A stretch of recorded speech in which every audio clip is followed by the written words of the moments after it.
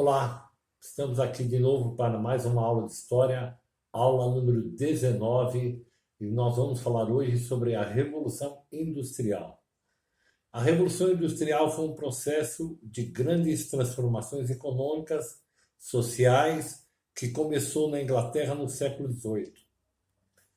Bom, então, nesse período já da Idade Moderna, a Revolução Industrial vai ser um grande precedente, vai ser um grande avanço em toda a tecnologia que até então o mundo não tinha.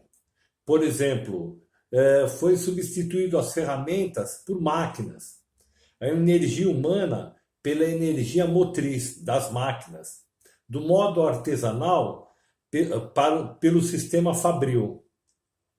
Então, se vocês estão lembrados das nossas últimas aulas, né? Nós falamos de iluminismo, depois falamos de Revolução Francesa, agora nós estamos falando de Revolução Industrial.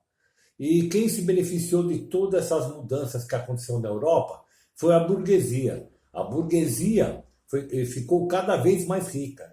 E ela ficando cada vez mais rica, tinha condições, tinha dinheiro sobrando para investir em novas tecnologias. Com isso, eles acumulam capital e financiam as indústrias, porque eles têm aquilo em mente: quanto mais dinheiro eu investir, mais máquinas eu vou ter. E quantas mais máquinas eu vou ter, mais lucro eu vou ter. Só que aí vai haver uma grande disparidade social. Vai ficar cada vez mais latente, mais evidente o distanciamento entre os mais ricos e os mais pobres, entre aqueles países que são desenvolvidos e aqueles que estão em desenvolvimento.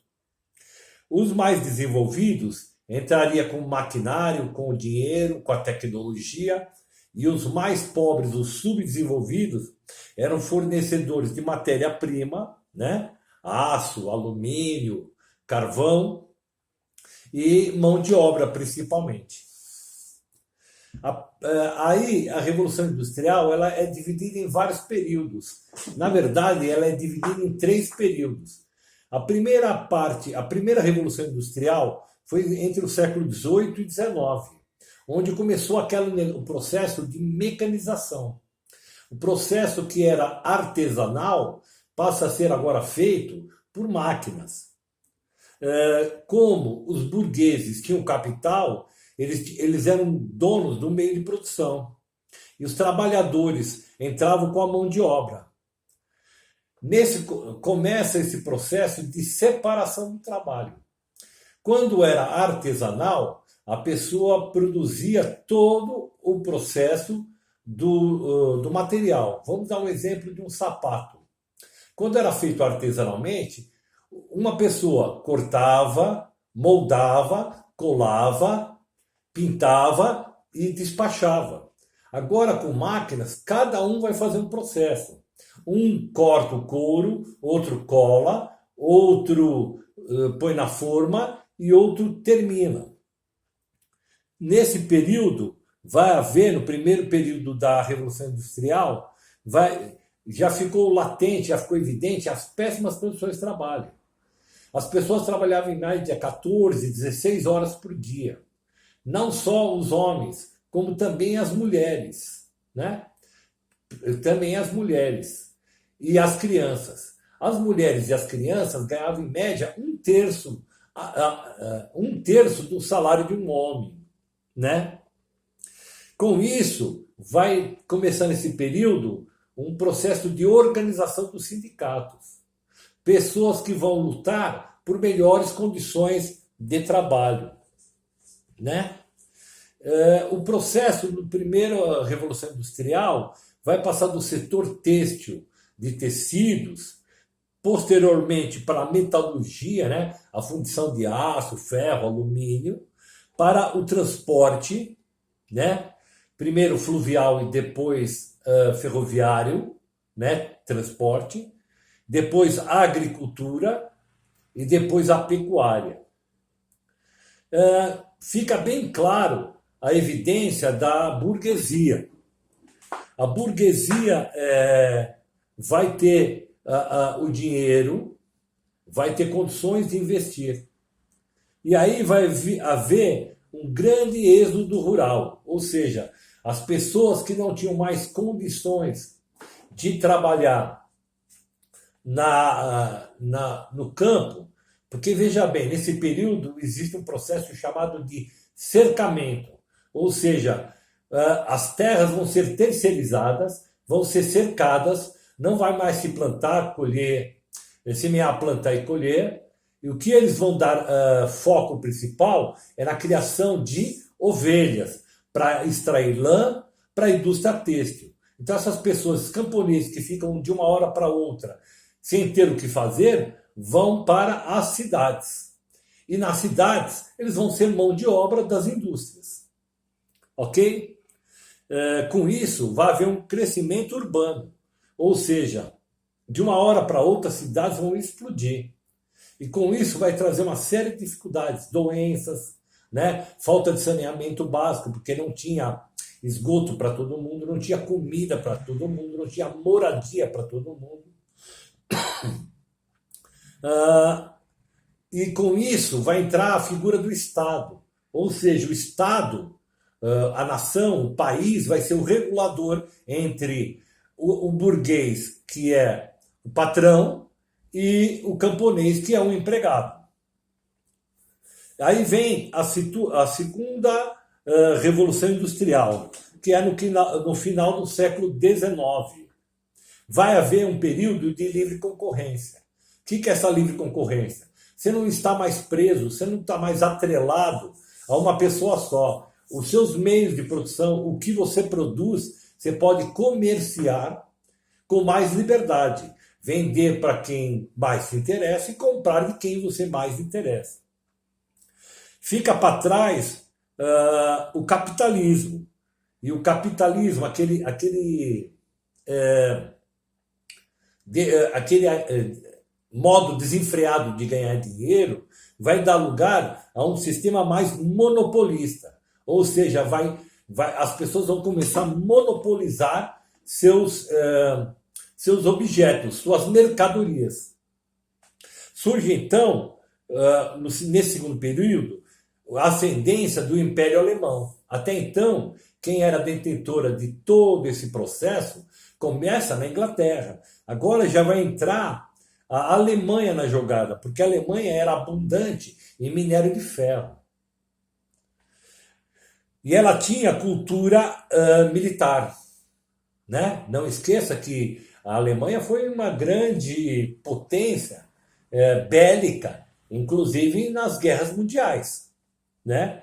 Porque elas tinham um avanço tecnológico, eles tinham a tecnologia, eles tinham poderio militar, eles tinham um ideal militar e eles tinham uma expansão científica.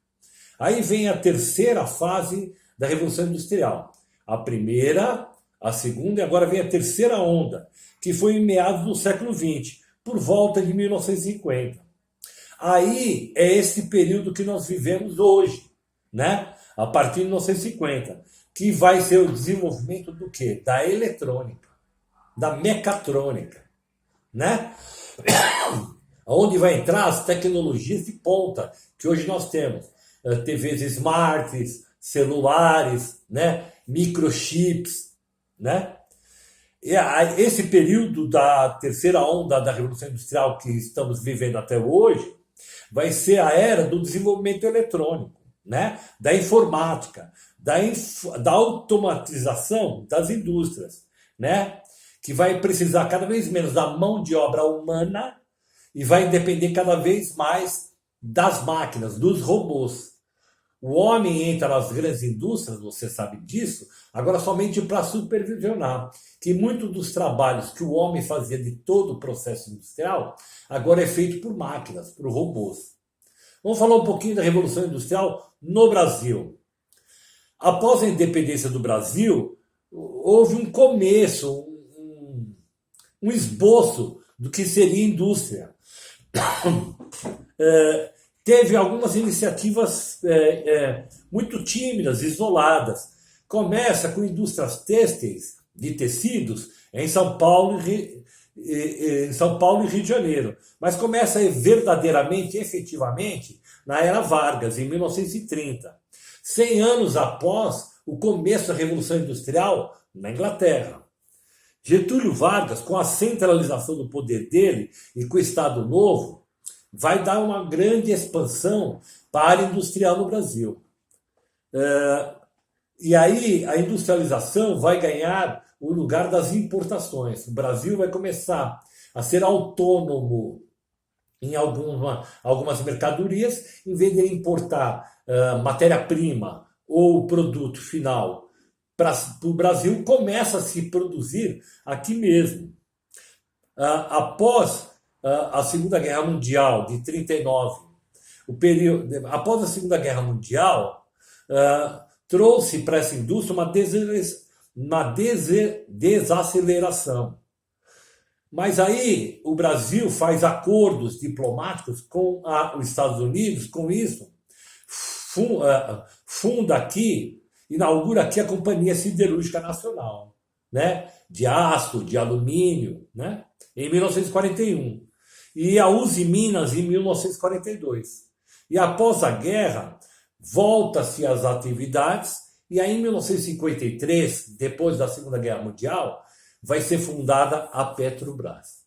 Ok? Isso é um esboço do que é a Revolução Industrial, que era dividida em 3 períodos, né? Primeira onda, segunda onda e terceira onda.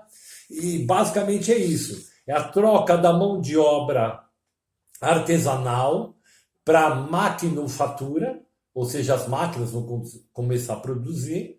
Aquele processo artesanal que o homem começava a fazer todo o processo da mercadoria, do começo ao fim, vai ser substituído por máquinas, e os homens vão ter uma linha de montagem, cada um vai fazer uma função específica, né?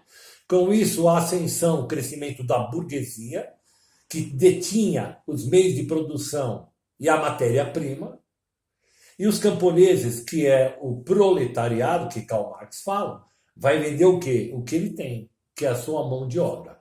Ok? Até a próxima, então. Um abraço.